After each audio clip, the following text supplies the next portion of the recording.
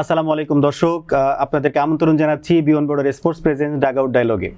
বাংলাদেশ এবং আয়ারল্যান্ড সিরিজের দ্বিতীয় ম্যাচ নিয়ে আজকের আমাদের আলোচনা। আমাদের সাথে প্রি ম্যাচ অ্যানালাইসিসে উপস্থিত আছেন certified performance analyst Ahmed Rezon Pratik ভাই। প্রতীক ভাই, আপনাকে আমন্ত্রণ জানানোর আগে বলতে চাই, বাংলাদেশ ফার্স্ট ম্যাচ হেরেছে।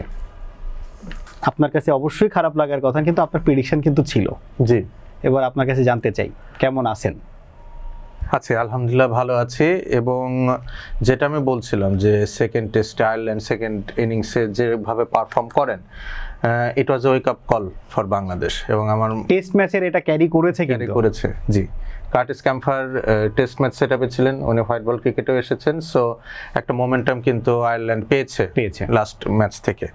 তো এটাই আসলে তারা ক্যারি ফরওয়ার্ড করেছে। পক্ষান্তরে বাংলাদেশের ক্ষেত্রে তো আমি বলছিলাম আগের এপিসোডে যে তাদের প্ল্যানিংয়ে কিছু ঘাটতি রয়েছে, এক্সিকিউশনও তারা প্রপারলি করতে পারেনি। টিম ম্যানেজমেন্ট হয়তো যেভাবে এক্সপেক্ট করেছিল, এবং টিমের বাইরেও কিন্তু কিছু ইস্যুস ছিল। শামীম হোসেন পাটোয়ারির এক্সক্লুশন থেকে শুরু করে ক্যাপ্টেনের যে মতামত উনি দিয়েছেন, তো আমার মনে হয় ওভারঅল এটা টিমের মধ্যে একটা নেগেটিভ ইম্প্যাক্ট ফেলে দিতে পারে। তো সব মিলে আসলে দিনটা বাংলাদেশের ছিল না, এবং Ireland played out of their skins. আয়ারল্যান্ডের কাছ থেকে হয়তো এটাই সর্বোচ্চ পারফরমেন্স হতে পারে। তো ভয়ের কিছু নেই, চিন্তার কিছু নেই। একটা বাজে দিন গেছে, আমার মনে হয় বাংলাদেশ ভালো মতো কামব্যাক করবে সেকেন্ড ম্যাচে। আমি একটু অফ দ্য রেকর্ডের কিছু কথাবার্তা বলি। সেটা হচ্ছে যে আমরা যতদূর জানি বাংলাদেশ অনেক দিন ধরে এই সার্কিট খেলছে। টি-20 খেলুক, ওয়ানডে খেলুক, টেস্ট খেলুক।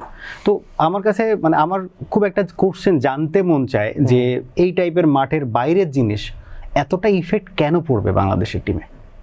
শামীম হোসেন পাটোয়ারি তার পারফরমেন্স হোক কিংবা কোনো না কোনো কারণে টিম থেকে বাদ পড়তেই পারেন, ক্যাপ্টেন কেন এখানে কথা বলতে যাবে মিডিয়াতে, কিংবা কেন তার স্টেটমেন্ট দিতে যাবে, এবং সেগুলো নিয়ে কেন টিমের উপর ইফেক্ট ফেলবে? জিনিসগুলো আমার কাছে কেন জানি মনে হয় যে আমি প্রফেশনাল, আমি ক্লেম করছি, কিন্তু আমি প্রফেশনাল না।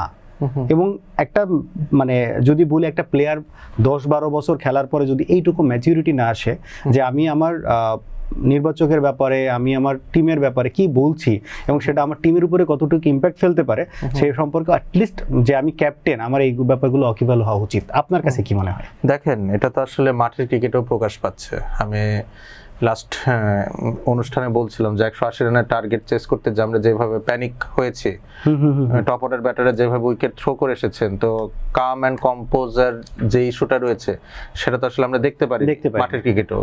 একই ঘটনা হয়তো মাঠের বাইরে হচ্ছে। জি, তো আমরা আসলে নিজেদের ধৈর্য ধরে যদি আসলে সিচুয়েশনগুলো হ্যান্ডেল করতে পারি, সেই ক্ষেত্রে আসলে দেশের ক্রিকেটের জন্যই ভালো। এছাড়া আসলে ধরেন টিমের ভেতরে কি ঘটছে এটা আমার আপনার জন্য বলাটাও খুব মুশকিল। শামীম হোসেন পাটোয়ারি টিমে থাকলো কি না থাকলো, এটা কিন্তু ফ্যান হিসেবে আমার একটা সে থাকতে পারে, আপনার একটা সে থাকতে পারে, কিন্তু দিন শেষে আমি কি চাই? আপনি শামীম হোসেন পাটোয়ারিকে নেন না আপনি মাহিদুল হাসান অঙ্কলরে নেন, আমি দিন শেষে চাই যে বাংলাদেশ জিতুক। আমি কিন্তু টিমের 11 নিয়ে আমার বদার করার কিছু না, কিন্তু দিন শেষে আমি এটাই বদার হচ্ছি না। এখন ইস্যু একটা হতে পারে যে ধরেন বিষয়টা শুধু এমনও না যে শামীম হোসেন পাটোয়ারিকে রাখা হয়নি দেখে হয়তো লিটন দাস এই কথাটা বলেছেন, এমন না। কথা যেটা হতে পারে যে শামীম হোসেন পাটোয়ারিকে এক্সক্লুড করা হলো, তার প্রপার একটা এক্সপ্লেনেশন হয়তো টিম ম্যানেজমেন্টের পক্ষ থেকে ক্যাপ্টেনকে দেওয়া যেতে পারতো যে এইটা আমাদের প্ল্যান, এই জন্য রাখা হয়নি, সো শামীম হোসেন পাটোয়ারিকে এক্সক্লুড করা হয়েছে। আমরা তো বাঙালি, অনেক জায়গায় তো আমরা কাজ করছি, তো আমাদের মধ্যে কিন্তু এই অ্যাটিটিউডটা রয়েছে যে যেহেতু আমার হাতে ক্ষমতা রয়েছে তাকে রাখবো না, ক্যাপ্টেনের কিছু করার এখানে ক্ষমতা নেই, তাকে জানালাম না। এই যে ডিসঅনার করার একটা ইস্যুটা, আমার মনে হয় এই জায়গা থেকে লিটন দাস কথাটা বলেছেন যে রাখা না রাখা এটা তো সিলেকশন কমিটির ডিসিশন, তাই না, যে একটা প্লেয়ার থাকবে বা থাকবে না। বাট যেহেতু ক্যাপ্টেন, উনি মাঠে টিমকে লিড করবে, তো তার কাছে একটা ব্রিফ খেলে যেতে পারতো যে এই প্লেয়ারকে কেন রাখা হচ্ছে। ধরেন জাকের আলী অনেক, উনিও তো পারফর্ম করেন, তাকে তো রাখা হয়েছে। মাহিদুল ইসলাম অঙ্কন কি ডিজাস্টার রিসেন্ট পারফরম্যান্স, যতগুলো টুর্নামেন্টে বলেন সেম পারফরম্যান্স। হ্যাঁ, তো এদের দুজনকে কেন রাখা হলো, শামীম হোসেন পাটোয়ারিকে কেন রাখা হয় না? হয়তো লিটন দাসের প্রেফারেন্স থাকতে পারে যে বিং এ লেফট হ্যান্ডার, আপনার মিডল অর্ডারে একটু ভ্যারিয়েশন আসতো, বা নানা কারণে হতে পারে যে তার প্রেফারেন্স শামীম হোসেন পাটোয়ারিকে নিয়ে থাকতে পারে। তো আমার মনে হয় এক্সপ্লেনেশনটা যদি আসতো টিম ম্যানেজমেন্টের পক্ষ থেকে, তাহলে হয়তো এইভাবে উনি রিয়াক্ট করতেন না। বাট আমার এইখানে একটা ছোট্ট সে আছে। আমি অ্যাজ এ ক্যাপ্টেন আমার কাছে মনে হয়েছে এটা ডিসঅনার হতে পারে, তো আমি এটা মিডিয়াতে না বলে আমি হয়তো যাদের সঙ্গে কথা বলছি তাদের সঙ্গে সর্ট আউট করতে পারতাম। অবশ্যই করা যেত, এটা জুনিও ঠিক করেছেন আমি বলছি না, কিন্তু আমার মনে হচ্ছে অফ দ্য ফিল্ড এই ঘটনাটাই ঘটেছে এবং এটা টিমের উপরও কিছু না কিছু ভাবে প্রভাব ফেলেছে। আপনি দেখেন যে আফগানিস্তানের সাথে আমরা লাস্ট যে ওডিআই সিরিজটা হারলাম দেশের মাঠে, তার ইকবালের ক্যাপ্টেন্সি ইস্যুটা নিয়ে কিন্তু খুব টালমাটাল অবস্থা ছিল। প্রথম দুটো ম্যাচ আমরা দাঁড়াতে পারিনি, once it got sorted third ম্যাচে কিন্তু আমরা ভালো পারফর্ম করেছি। সো আমি খুব চাইবো যে এই আবহটা যেন দ্বিতীয় ম্যাচ পর্যন্ত ড্রেসিং রুমে না টিকে, তাহলে কিন্তু আসলে একটা লজ্জার পরিস্থিতির আমাদের সম্মুখীন হতে পারে আর কি। আমরা গত ম্যাচে আপনি প্রিডিকশন করছিলেন কি টিম খেলতে পারে, কি হতে পারে, সো আপনার কাছে যদি জানতে চাই যে 11-এ আপনি কি কোনো চেঞ্জ চাচ্ছেন? আমি খুব বেশি চপ এন্ড চেঞ্জের পক্ষপাতী নই, যেহেতু আয়ারল্যান্ডের ক্ষেত্রে আমি আগে আসি, তারা দুর্দান্ত খেলেছে। ওয়ার্কলোড ম্যানেজমেন্ট বা ইনজুরি যদি কোনো ইস্যু না থাকে তাহলে আয়ারল্যান্ড হয়তো সেম টিমে খেলাতে পারে। এখন বেন হোয়াইট তাদের একজন লিগই রয়েছেন, বেন হোয়াইটকে তারা কার জায়গায় অ্যাকুমুলেট করাতে পারে এটা হয়তো তারা একটু ভাবনা চিন্তা করে দেখতে পারেন। বাট একমাত্র স্পিনার যিনি রয়েছেন স্পেশালিস্ট হামফ্রেস, উনি যেহেতু 4 উইকেট পেয়েছেন লাস্ট ম্যাচে 13 রান দিয়ে মাত্র, তো ওনার জায়গায় বেন হোয়াইটকে তারা রিস্ক করবেন কিনা সিরিজটা নিশ্চিত হওয়ার আগে আমার মনে হচ্ছে না। So most probably Ireland unchanged team নিয়েই যাবে। বাংলাদেশের ক্ষেত্রে এখন কি বলবো, যে সাইফুদ্দিনকে খেলানোর কথা বা গুঞ্জন আমরা শুনছিলাম, তো নির্বাচকই বলছিলেন যে আমরা সাথে তাকে খেলাতে চাই, এবং শরীফুল ইসলাম যেহেতু খরচে ছিলেন, তাহলে তানজিম হাসান সাকিবকে ওপেনিং এ বোলিং এ দিয়ে যে রোলটা শরীফুল ইসলাম প্লে করেছিলেন ওপেনিং এ বল করার, সেটা তাহলে তানজিম হাসান সাকিবকে টেক ওভার করানো হলো।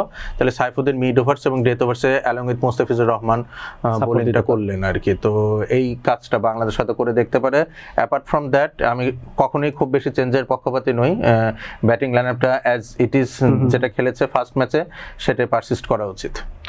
আমাদের কিন্তু শেখ মেহেদিও টিমে আছেন, ওনাকেও হয়তো আমরা দেখা যেতে পারে। আপনার কাছে মনে হচ্ছে সাইফুদ্দিন কি আসতে পারে? দেখেন আয়ারল্যান্ডের টিমে ডানহাতি ব্যাটারের আধিক্য বেশি, সেক্ষেত্রে অবশ্যই সেই ক্ষেত্রে হয়তো নাসুম আহমেদকে টিম ম্যানেজমেন্ট প্রেফার করছে। এবং আমাদের এই দেশীয় ক্রিকেট কালচারে কিন্তু এই যে ম্যাচ আপ ইস্যুস গুলো খুব বেশি ম্যাটার করে, তো সেই দিক থেকে মনে হচ্ছে লেফট হ্যান্ডার ব্যাটসম্যান থাকলে আমার অফ স্পিনার করাতে হবে, এই জিনিসগুলো খুব মানে। আমি এখন একটা কাজ হতে পারে যে সাইফুদ্দিনকে না খেলেও শেখ মেহেদিকে খেলানো যেতে পারে, দুইজন ফাস্ট বোলার নিয়ে, এটা একটা অপশন হতে পারে।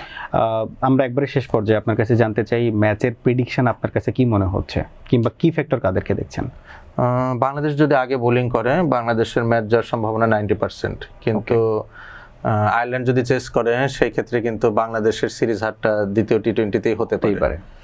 এটাই বিষয়। সেক্ষেত্রে কি ফ্যাক্টর দুই দলের আপনি কাদেরকে দেখছেন? আয়ারল্যান্ডের ক্ষেত্রে কার্টিস ক্যাম্পার এবং জর্জ ডকরেল মিডল ওভারে তাদের কাছ থেকে আমি বড় ইনিংস আশা করছি। কজ প্রথম টি20তে পল স্টার্লিং এবং হ্যারি টেক্টর খুব দুর্দান্ত ইনিংস খেলে ফেলেছেন। সো তাহলে মিডল অর্ডারে বাকি থাকেন কার্টিস ক্যাম্পার, জর্জ ডকরেল আর লরকান টাকার, তো তারা হয়তো টেক ওভার করবেন আর কি ওই জায়গা থেকে। বাংলাদেশের ক্ষেত্রে আসলে সবারই তো আসলে পারফর্ম করা বাকি, কেউ তো প্রথম দিনে সামর্থ্য মেলে ধরতে পারেন। আপনি নিশ্চিত থাকেন তৌহিদ হৃদয় পরের 2 ম্যাচে রান পাচ্ছেন না, এভাবে বলা ঠিক না, বাট এরকমই ঘটনা ঘটে আসছে। So top of the order either Tanzid Hasan Tamim বা পারভেজ হোসেন ইমনের কাছ থেকে আমি একটা খুব দুর্দান্ত সূচনা চাচ্ছি, এবং it's high time for Saif Hasan. আমার মনে হয় যে লাস্ট ওয়েস্ট ইন্ডিজ সিরিজে খুব বেশি রান পাননি, প্রথম ম্যাচে উনি যেভাবে আউট হয়েছেন ইনকামিং ডেলিভারিতে, এটা আমার কাছে দেখতে খুব একটা ভালো লাগেনি। So he has a point to prove, দেখা যাক আর কি হয়। ধন্যবাদ প্রতীক ভাই। আমরা আজকে এই পর্যন্ত শেষ করছি বাংলাদেশ এবং আয়ারল্যান্ডের pre match analysis. Post match analysis দেখার আমন্ত্রণ জানিয়ে শেষ করছি। দর্শক ততক্ষণ পর্যন্ত ভালো থাকবেন, সুস্থ থাকবেন। আসসালামু আলাইকুম।